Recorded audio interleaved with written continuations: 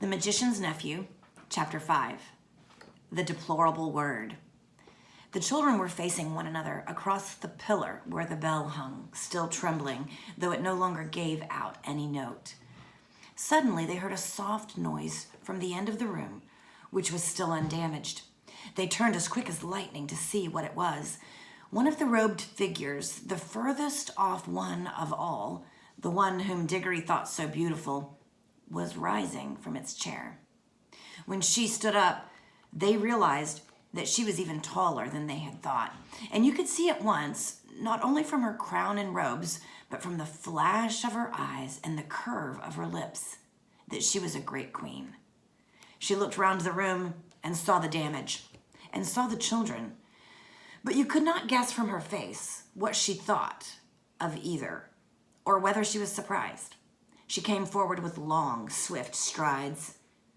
"Who has awaked me? Who has broken the spell?" she asked. I think it must have been me," said Diggory. "You?" said the queen, laying her hand on his shoulder, a white, beautiful hand, but Diggory could feel that it was strong as steel pincers. "You? But you are only a child, a common child. Anyone can see at a glance that you have no drop of royal or noble blood in your veins. How did such as you dare to enter this house?" "We've come from another world by magic," said Polly, who thought it was high time the queen took some notice of her as well as Diggory. "Is this true?" said the queen, still looking at Diggory and not giving Polly even a glance. "Yes, it is," said he. The queen put her other hand under his chin and forced it up so that she could see his face better. Diggory tried to stare back, but he soon had to let his eyes drop. There was something about hers that overpowered him. After she had studied him for well over a minute, she let go of his chin and said, "You are no magician. The mark of it is not on you. You must be only the servant of a magician. It is on another's magic that you have traveled here." "It was my Uncle Andrew," said Diggory. At that moment, not in the room itself, but from somewhere very close, there came first a rumbling, then a creaking, and then a roar of falling masonry, and the floor shook. "There is great peril here," said the queen. "The whole palace is breaking up. If we are not out of it in a few minutes, we shall be buried under the ruin." She spoke as calmly as if she had been merely mentioning the time of day. "Come," she added, and held out a hand to each of the children. Polly, who was disliking the queen and feeling rather sulky, would not have let her hand be taken if she could have helped it. But though the queen spoke so calmly, her movements were as quick as thought. Before Polly knew what was happening, her left hand had been caught in a hand so much larger and stronger than her own that she could do nothing about it. "This is a terrible woman," thought Polly. "She's strong enough to break my arm with one twist. And now that she's got my left hand, I can't get at my yellow ring. If I tried to stretch across and get my right hand into my left pocket, I mightn't be able to reach it before she asked me what I was doing. Whatever happens, we mustn't let her know about the rings. I do hope Diggory has the sense to keep his mouth shut. I wish I could get a word with him alone." The queen led them out of the Hall of Images into a long corridor, and then through a whole maze of halls and stairs and courtyards. Again and again they heard parts of the great palace collapsing, sometimes quite close to them. Once, a huge arch came thundering down only a moment after they had passed through it. The queen was walking quickly. The children had to trot to keep up with her, but she showed no sign of fear. Diggory thought, "She's wonderfully brave and strong. She's what I call a queen. I do hope she's going to tell us the story of this place." She did tell them certain things as they went along. "That is the door to the dungeons," she would say, or "That passage leads to the principal torture chambers," or "This was the old banqueting hall where my great-grandfather bade 700 nobles to a feast and killed them all before they had drunk their fill. They had had rebellious thoughts." They came at last into a hall larger and loftier than any they had seen. From its size and from the great doors at the far end, Diggory thought that now at last they must be coming to the main entrance. In this he was quite right. The doors were dead black, either ebony or some black metal which is not found in our world. They were fastened with great bars, most of them too high to reach and all too heavy to lift. He wondered how they would get out. The queen let go of his hand and raised her arm. She drew herself up to her full height and stood rigid.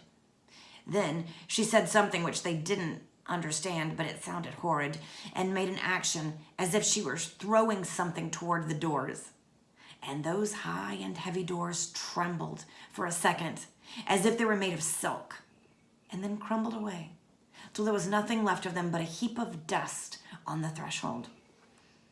"Phew," whistled Diggory. "Has your master magician, your uncle, power like mine?" asked the queen, firmly seizing Diggory's hand again. "But I shall know later. In the meantime, remember what you have seen.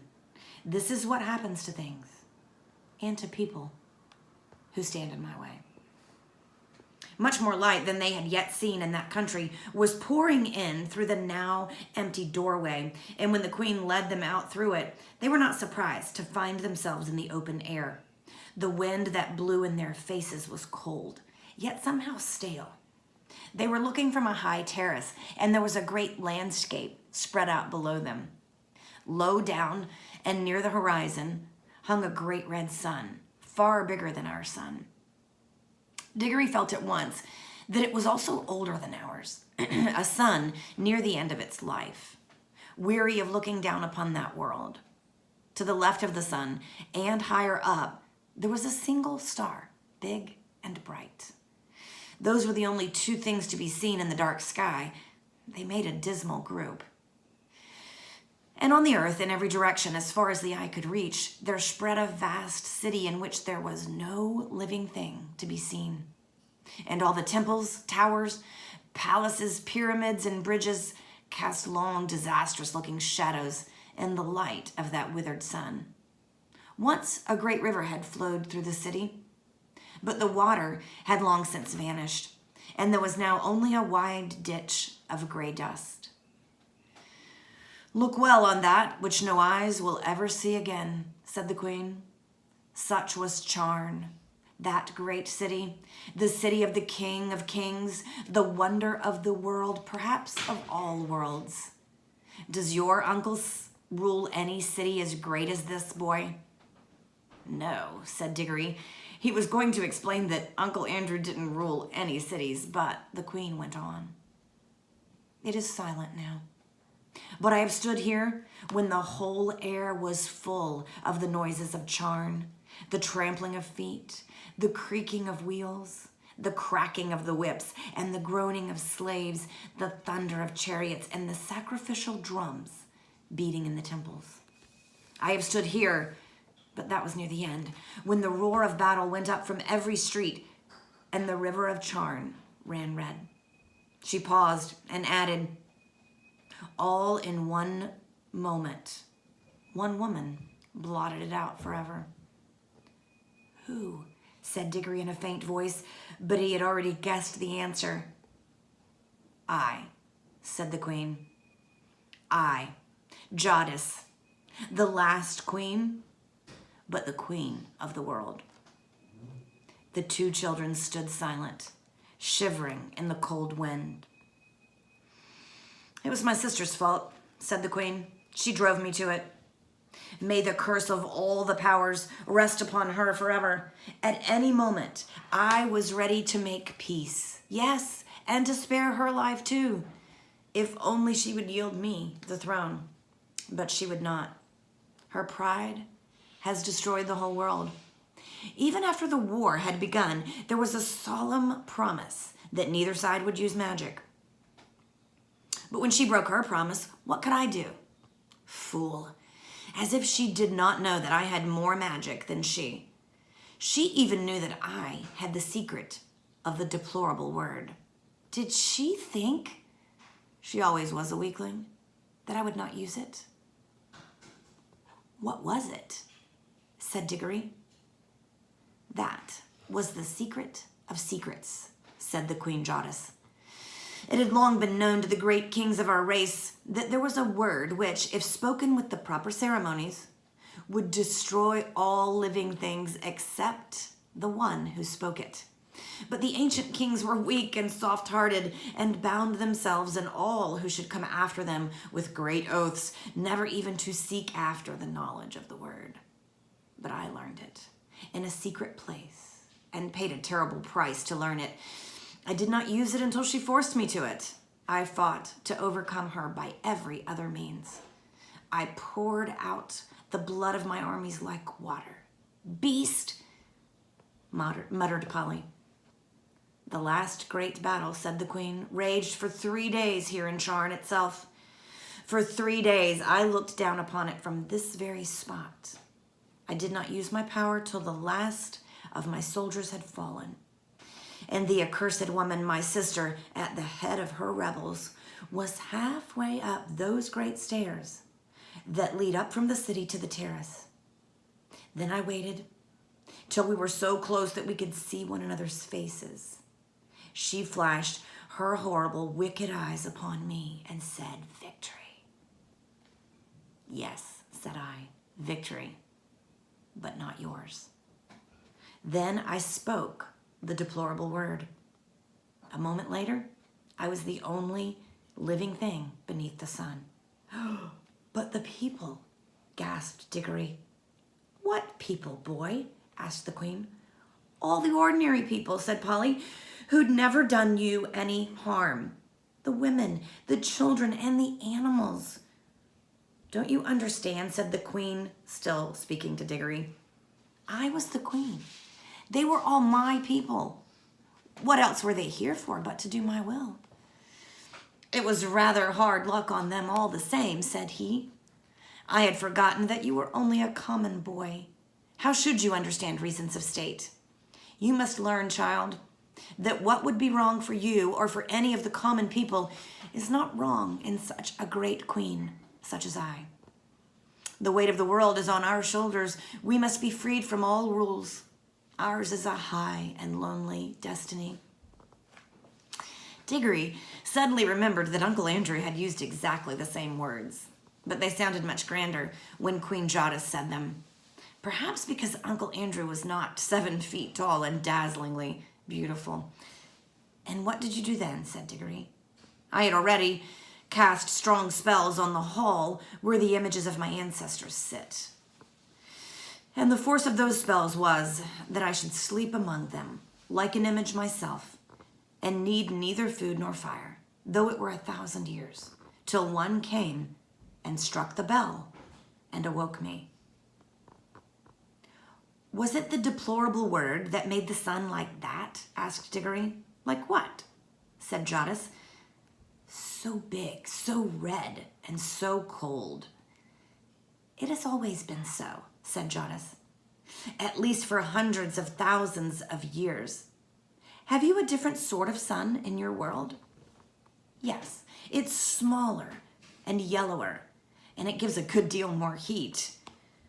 The Queen gave a long drawn "ah," and Diggory saw on her face that same hungry and greedy look which he had lately seen on Uncle Andrew's. "So," she said, "yours is a younger world." She paused for a moment to look once more at the deserted city, and if she was sorry for all the evil that she had done there, she certainly didn't show it. And then she said, "Now, let us be going. It is cold here at the end of all the ages." "Going where?" asked both the children. "Where?" repeated Jadis in surprise. "To your world, of course." Polly and Diggory looked at each other aghast. Polly had disliked the Queen from the first, and even Diggory, now that he had heard the story, felt that he had seen quite as much of her as he wanted. Certainly, she was not at all the sort of person one would like to take home, and if they did like, they didn't know how they could. What they wanted was to get away themselves, but Polly couldn't get at her ring. And of course, Diggory couldn't go without her.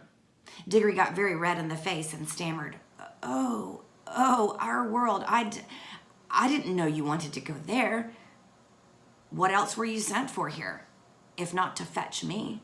asked Jadis. "I'm sure you wouldn't like our world at all," said Diggory. "It's not her sort of place, is it, Polly? It's very dull, not worth seeing, really." "It will soon be worth seeing when I rule it," answered the Queen. "Oh, but you can't," said Diggory. "It's not like that. They wouldn't let you, you know." The Queen gave a contemptuous smile. "Many great kings," she said, "thought they could stand against the house of Charn, but they all fell, and their very names are forgotten. Foolish boy. Do you think that I, with my beauty and my magic, will not have your whole world at my feet before a year has passed? Prepare your incantations and take me there at once." "This is perfectly frightful," said Diggory to Polly. "Perhaps you fear for this uncle of yours," said Jadis.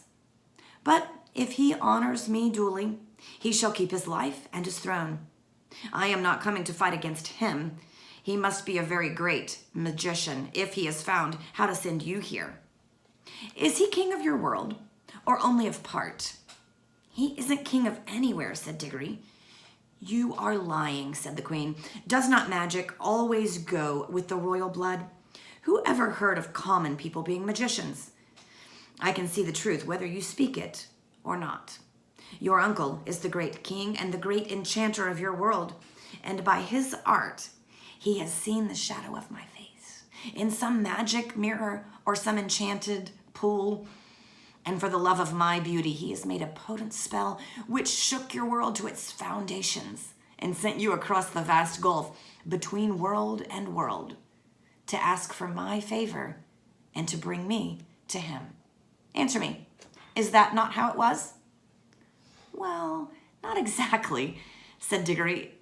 "Not exactly," shouted Polly. "Why, it's absolute bosh from the beginning to end." "Minions," cried the Queen, turning in rage upon Polly and seizing her hair at the very top of her head where it hurts most. But in so doing, she let go of both the children's hands. "Now," shouted Diggory, and "quick," shouted Polly. They plunged their left hands into their pockets. They did not even need to put the rings on. The moment they touched them, the whole of that dreary world vanished from their eyes. They were rushing upward, and a warm green light was growing nearer overhead.